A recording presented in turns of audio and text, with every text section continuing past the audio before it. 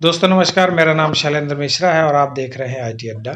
Hardware series का आज ये नेक्स्ट वीडियो है माय डियर फ्रेंड्स, जिसमें हम बात करेंगे कंप्यूटर के वो 4 प्रोसेसिंग स्टेप्स जिसको हम बोलते हैं आईपीओएस स्ट्रक्चर।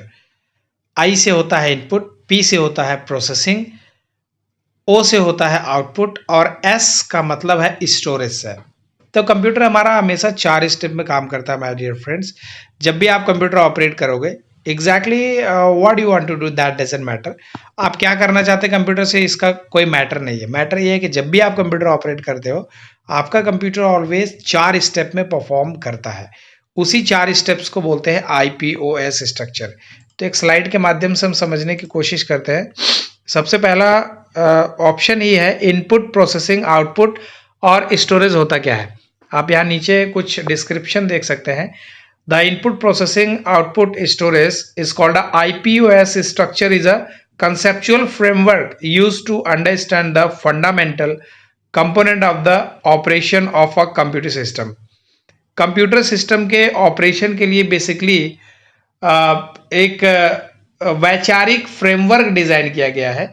बेसिकली जब आप किसी चीज को सोचते होंगे कि ये कैसा काम करता होगा, तो जब इस तरीके से विचार किया गया कि कंप्यूटर कैसा कार्य करता है, तो ये पाया गया कि कंप्यूटर हमेशा 4 स्टेप में काम करता है। जब भी आप कंप्यूटर चलाने वाले होते हैं तो सबसे पहले क्या करते हैं, फिर उसके बाद क्या होता है, फिर उसके बाद क्या होता है, फिर अगला स्टेप क्या होता है।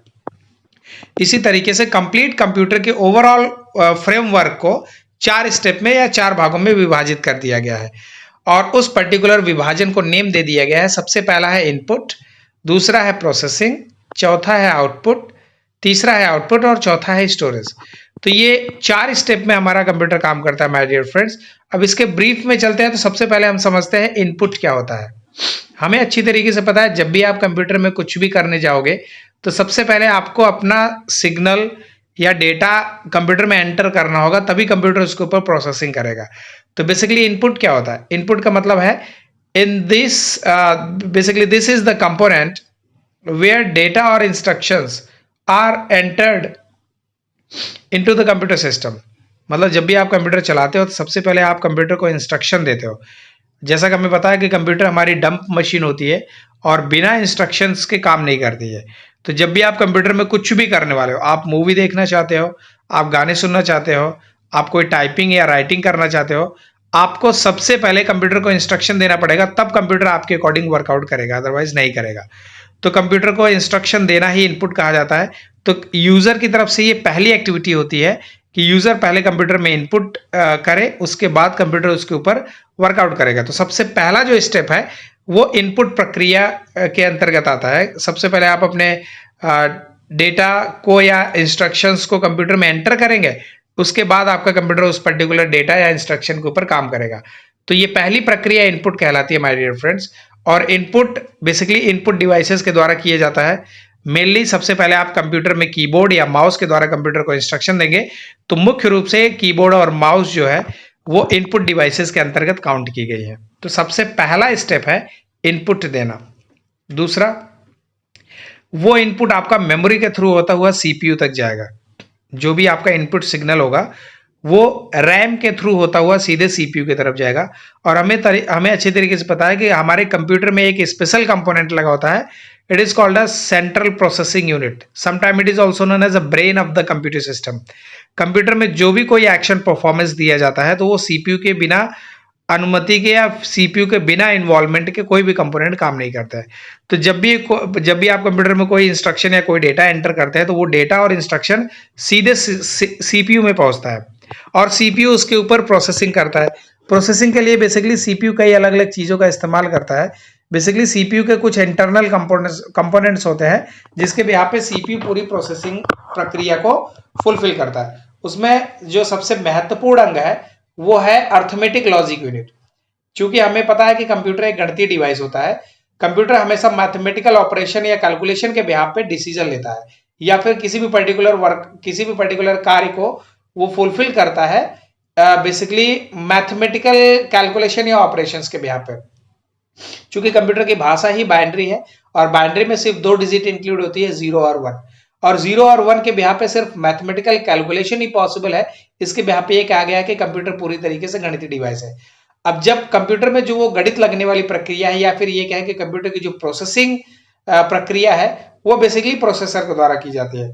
तो कंप्यूटर में जब भी कोई डेटा एंटर होता है तो सीपीयू पे वो डेटा जाता है, आपका इंस्ट्रक्शन सीपीयू पे जाएगा, और सीपीयू उस पर्टिकुलर इंस्ट्रक्शंस पे प्रॉपरली मैथमेटिकल ऑपरेशंस के बिहाफ पे वर्कआउट करेगा, और फाइनली ये डिसाइड कर पाएगा कि आपके उस पर्टिकुलर इनपुट या इंस्ट्रक्शंस का क्या मतलब है।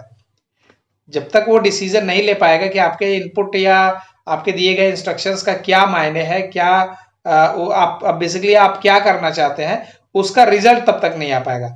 तो वो जो बेसिकली ओवरऑल आपके इनपुट डेटा का जो प्रोसेसिंग पार्ट है, वो प्रोसेसर के द्वारा मीन सीपीयू के द्वारा किया जाता है। It is called a processing. ठीक है, प्रोसेसिंग में कई सारी चीजें इंक्लूड होती हैं। बेसिकली मैथमेटिकल सिंबल्स के अकॉर्डिंग चले जाएं तो जितने मैथमेटिकल सिंबल्स हैं वो सारे मैथमेटिकल ऑपरेशंस यहाँ पे परफॉर्मेंस दिए जाते हैं प्रोसेसर को द्वारा, और it is called a processing. तो कंप्यूटर का दूसरा स्टेप होता है आपके दिए गए इनपुट या डेटा के ऊपर प्रोसेसिंग करना। ठीक है, अगले स्टेप पे बात करते हैं। जब सीपीयू अपनी प्रोसेसिंग डन कर लेता है, मतलब सीपीयू पूरे मैथमेटिकल कैलकुलेशन के बेसिस पे ये डिसाइड कर लेता है कि आपके दिए गए इनपुट डेटा या इनपुट सिग्नल का क्या मायने है, तो वो सीधे रिजल्ट जब जनरेट कर देता है, आपके दिए गए इनपुट डेटा का जब रिजल्ट जनरेट कर देता है मैथमेटिकल कैलकुलेशन या ऑपरेशन के जस्ट बाद, तो वो सिग्नल फॉरवर्ड करता है आउटपुट डिवाइसेस को। तो बेसिकली जब आपका डेटा या इंस्ट्रक्शन प्रोसेसिंग होने के बाद फाइनल रिजल्ट तक पहुंच जाता है, that is called an output, और वो आउटपुट मेमोरी से होता हुआ आपके आउटपुट डिवाइसेस की तरफ फॉरवर्ड कर दिया जाता है। जैसा कि आप यहाँ डिस्प्ले पे देख पा रहे हैं कि आपके सामने एक स्लाइड प्रेजेंटेशन चल रही है, और ये स्लाइड प्रेजेंटेशन उन्हीं चारों स्टेप्स के बिहाफ पे चल रही है। सबसे पहले मैंने कंप्यूटर में इनपुट किया कि मुझे ये पर्टिकुलर प्रेजेंटेशन स्लाइड चलानी है, तो वो पर्टिकुलर सिग्नल सबसे पहले गया मेमोरी से होता हुआ सीपीयू पे, सीपीयू ने उसके ऊपर प्रोसेसिंग किया, प्रोसेसिंग करने के बाद रिजल्ट ये आया कि मैं इस पर्टिकुलर स्लाइड को प्ले करना चाहता हूं, और आउटपुट के फॉर्म में आपके सामने ये स्लाइड जो है प्ले हो रही है, चल रही है। यही ओवरऑल 4 स्टेप्स, 3 स्टेप जो है कंटिन्यूअसली परफॉर्मेंस दे रहे हैं, जिसे को बोलते हैं इनपुट, प्रोसेसिंग और आउटपुट। आउटपुट का मतलब है रिजल्ट आना। जब सीपीयू आपके इनपुट डेटा या इंस्ट्रक्शन के ऊपर कंप्लीट वर्कआउट कर लेता है, कंप्लीट मैथमेटिकल ऑपरेशन या कैलकुलेशन डन कर लेता है, तो फाइनली रिजल्ट निकालता है। जैसे आप माई कंप्यूटर पे या दिस पीसी पे डबल क्लिक करते हैं तो सीपीयू में सबसे पहले सिग्नल जाता है, वो रॉ सिग्नल होता है, वो सीधे मेमोरी से होता हुआ सीपीयू पे जाता है। तो सीपीयू जब आपके सिग्नल पे वर्कआउट करता है तो सीपीयू रिजल्ट क्या पाता है कि आप माई कंप्यूटर खोलना चाह रहे हैं। ठीक है, जैसे किसी गाने की फाइल पर डबल क्लिक करो तो सीपीयू में जब वो आपका सिग्नल जाएगा तो प्रोसेसर उसके ऊपर जब प्रोसेसिंग करेगा तो फाइनल रिजल्ट जो पाएगा वो पाएगा कि आप गाना प्ले करना चाहते हैं या मूवी प्ले करना चाहते हैं, या आप राइटिंग कर रहे हैं, आप क्या टेक्स्ट लिख रहे हैं, वो क्या लिखना चाहते हैं। ये सब कुछ ओवरऑल सबसे पहले आप उसके लिए इंस्ट्रक्शन देंगे, वो इंस्ट्रक्शन प्रोसेसिंग में जाएगा, प्रोसेसिंग के बिहाफ पर रिजल्ट आएगा, और रिजल्ट आपका आपके सामने होगा। रिजल्ट का सबसे पहला प्राइम डिवाइस आपका डिस्प्ले होता है, दूसरा प्रिंटर, तीसरा स्पीकर, ऐसे तमाम तरीके के आउटपुट डिवाइसेस होते हैं जहां पे आप अपने रिजल्ट को प्राप्त करते हो। जैसे आपके सामने अभी ये PPT power point presentation slide चल रही है, तो ये बेसिकली एक तरीके से आउटपुट कंप्यूटर के द्वारा आया है कि ये पर्टिकुलर स्लाइड मैं अभी आपके सामने प्रेजेंट कर रहा हूं और ये स्लाइड मुझे प्ले करनी है। तो इस तरीके से ओवरऑल 3 स्टेप मुख्य होते हैं। और अगले स्टेप के ऊपर बात करते हैं माय डियर फ्रेंड्स, ये चौथा है स्टोरेज। सपोज करो आप किसी पर्टिकुलर फाइल को डिजाइन कर रहे हैं, सपोज करो आप अपना रिज्यूमे बना रहे हो, तो रिज्यूम बनाने के लिए सबसे पहले आपने इंस्ट्रक्शन क्या दिया है कंप्यूटर को कि एमएस वर्ड ओपन करो, तो माय कंप्यूटर ने एमएस मतलब आपके कंप्यूटर ने एमएस वर्ड ओपन कर दिया। अब एमएस वर्ड ओपन करने के बाद आपने वहां पे पूरा परफॉर्मा डिजाइन किया, आपको जो वहां टेक्स्ट वगैरह मेंशन करना था वो सब कुछ आपने मेंशन किया। अब आपको ध्यान से देखना होगा, जब आप कोई भी चीज अपने रिज्यूमे में टाइप कर रहे होते थे तो जैसे कीबोर्ड पे कोई भी, जैसे आपने लिखा माय नेम इज, तो माय नेम इज जैसे आपने कीबोर्ड पे टाइप किया, वो माय नेम इज मेमोरी से सीपीयू पे, सीपीयू ने प्रोसेसिंग किया और रिजल्ट के रूप में आपको यहाँ पे टाइप होता नजर आया माय नेम इज। ठीक है, तो इस तरीके से 3 स्टेप तो कंटिन्यूअसली चलते रहे, input processing output, input processing output. ये तब तक चलता रहा जब तक आप रिज्यूमे में अपने सारे बायोडेटा को टाइप करते रहे। अब रिज्यूम आपका बन के रेडी है, आपने सब कुछ टाइप वगैरह कर लिया। बट अब आपको अपने रिज्यूम को भविष्य के लिए सेव करना है, मतलब आपको अब स्टोरेज की रिक्वायरमेंट पड़ेगी। मतलब कंप्यूटर के ऑपरेशन का ये लास्ट स्टेप है, या लास्ट आप इसको स्टेप ही बोलेंगे बेसिकली, अंतिम स्टेप है किसी भी पर्टिकुलर फाइल को सेव करना।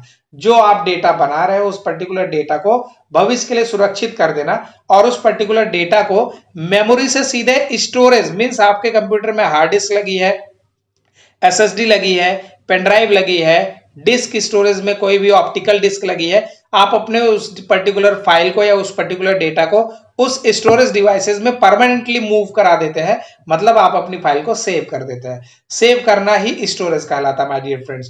तो बेसिकली कंप्यूटर हमारा 4 स्टेप में परफॉर्मेंस देता है, जिसमें सबसे पहला है इनपुट, दूसरा है प्रोसेसिंग, तीसरा है आउटपुट, और चौथा है स्टोरेज। स्टोरेज क्या बताता है? Storage refers to the various type of memory that storage devices and storage devices that store data and program for future use। आप यहाँ पे देखें साफ साफ लिखा है कि आप भविष्य के लिए अपनी किसी पर्टिकुलर डेटा या फाइल या किसी भी पर्टिकुलर डेटा को स्टोर करना चाहते हैं, तो आप स्टोरेज लास्ट स्टेप का इस्तेमाल करते हैं। स्टोरेज के कुछ यहाँ एग्जांपल दिए जो मैंने आपको अभी एक्सप्लेन कर दिया। तो ये चौथा स्टेप है। तो कंप्यूटर हमारा मुख्यतः 4 स्टेप में काम करता है माय डियर फ्रेंड। सबसे पहला है इनपुट। आप जो भी कंप्यूटर में करना चाहते हैं उसके लिए सबसे पहले कंप्यूटर को इंस्ट्रक्शन देना कंपलसरी है, क्योंकि कंप्यूटर आपका डंप मशीन होता है। आपको गाने सुनने हैं, आपका कंप्यूटर आपके लिए गाने नहीं बजाएगा तब तक जब तक कि आप गाने की फाइल पे डबल क्लिक नहीं करते। आपका डबल क्लिक करना ही इनपुट हो गया, और जैसे ही वो आपने डबल क्लिक किया तो आपका डबल क्लिक किया हुआ सिग्नल मेमोरी से होता हुआ प्रोसेसर पे जाएगा। प्रोसेसर आपके उस डबल क्लिक पे वर्कआउट करेगा और फाइनली रिजल्ट ये पाएगा कि आप इस गाने को बजाना चाहते हैं, तो आउटपुट के फॉर्म में वो गाने को प्ले करके देगा, और वो गाना प्ले होगा कहां पे? साउंड पे। इसलिए वो जब वो गाना प्ले करके देगा आपका प्रोसेसर, तो वो सिग्नल मेमोरी से होता हुआ साउंड की तरफ जाएगा, और जैसे ही वो आउटपुट के फॉर्म में डेटा आपका साउंड की तरफ जाता है, आपके स्पीकर या वूफर पे गाने बजने शुरू हो जाते हैं।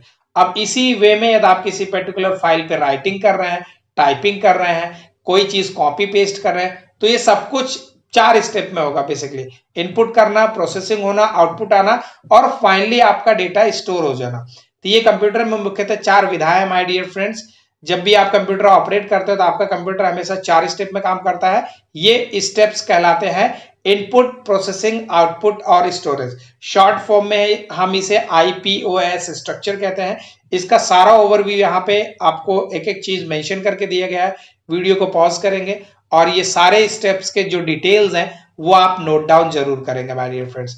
आगे एक छोटा सा स्ट्रक्चर मैंने बना के आपको दिखाने की कोशिश की है कि बेसिकली ये चारों स्टेप कैसे काम करते हैं। तो सबसे पहले आप अपने कंप्यूटर में इनपुट देते हैं। इनपुट बेसिकली इनपुट डिवाइस के द्वारा दिया जाता है। वो इनपुट डिवाइसेस कीबोर्ड या माउस कुछ भी हो सकती हैं। आपका डेटा आप यहाँ देखें तो एरो सिंगल साइड लगा हुआ है, मतलब इनपुट के थ्रू सिर्फ डेटा कंप्यूटर की मेमोरी पे जाता है, वापस इनपुट डिवाइसेस पे रिवर्ट कोई सिग्नल नहीं आता है। इसलिए यहाँ पे जो एरो लगा है वो यूनिडायरेक्शनल सिग्नल को प्रेजेंट कर रहा है। ये बता रहा है कि डेटा सिर्फ जा रहा है, वापस नहीं आ सकता है। अब जब भी आप कोई कुछ भी इनपुट करते हैं तो सबसे पहले वो डेटा मेमोरी पे जाता है। मेमोरी उस पर्टिकुलर डेटा को आगे फॉरवर्ड करता है सीधे सीपीयू पे। तो अगला जो सेकंड स्टेप है वो प्रोसेसिंग का है। आपके उस पर्टिकुलर रॉ इंफॉर्मेशन पे, मतलब रॉ सिग्नल पे आपने जो अभी इंस्ट्रक्शन दिए उस इंस्ट्रक्शन पे सीपीयू पूरा वर्कआउट करेगा, मतलब मैथमेटिकल ऑपरेशन, कैलकुलेशन जो भी करेगा वो करेगा, और फाइनली आपके दिए गए सिग्नल का वो रिजल्ट जनरेट कर देगा, और वो रिजल्ट वापस इसी बसेस के द्वारा रिवर्ट वापस मेमोरी के आएगा। यहां आप देखें तो तीर का निशान दोनों तरफ लगा हुआ है। दोनों तरफ का मतलब सबसे पहले रॉ सिग्नल जाएगा और आउटपुट के फॉर्म में वापस रिवर्ट आएगा, ठीक है, और वो मेमोरी पे आएगा। मेमोरी वापस उस आउटपुट सिग्नल को सीधे आउटपुट डिवाइसेस की तरफ फॉरवर्ड कर देंगे, और यहाँ पे आउटपुट डिवाइसेस में डिस्प्ले लगा है, प्रिंटर लगा है और साउंड लगा है, जो यहाँ पे आपको आउटपुट रिजल्ट दिखाने का काम करते हैं। और यदि आप किसी पर्टिकुलर डेटाबेस पे काम कर रहे हैं जो आपको भविष्य के लिए सुरक्षित करना है, तो ये चौथा स्टेप आपके लिए स्टोरेज है। तो कंप्यूटर मुख्यतः 4 विधाओं में काम करता है माय डियर फ्रेंड्स। सबसे पहले आपके द्वारा इनपुट दिया जाना, दूसरा आपके दिए गए इनपुट के ऊपर प्रोसेसिंग होना, प्रोसेसिंग होने के बाद रिजल्ट आना, मतलब आउटपुट आना, तीसरा स्टेप। और आप किसी भी पर्टिकुलर डेटा पे काम करें जिसको आप भविष्य के लिए सेव करना चाहते हैं, तो आप स्टोरेज में उसको मूव कर देते हैं। तो माय डियर फ्रेंड्स, ये ओवरऑल आईपीओएस स्ट्रक्चर कहलाता है, जिसमें ये बताया गया है कि हमारा कंप्यूटर हमारा 4 स्टेप में काम करता है, जो कि स्टेप कुछ इस प्रकार से है। आई होप सो आपका पूरा आईपीओएस स्ट्रक्चर क्लैरिफाई हो गया होगा। इसी तरीके से और बहुत सारे इंफॉर्मेबल वीडियोस आती रहेंगी माय डियर फ्रेंड्स। आप हमारे चैनल पे बने रहें। अभी तक सब्सक्राइब नहीं किया है तो काइंडली सब्सक्राइब आवर चैनल और बेल आइकन को प्रेस कर ले साथ के साथ, जिससे कि आपको फ्यूचर नोटिफिकेशन मिल सके। सो माय डियर फ्रेंड्स, मिलते हैं किसी नेक्स्ट वीडियो में और किसी अलग टॉपिक पे डिस्कस करेंगे। सो तब तक के लिए thank you very much and have a great day my dear friends.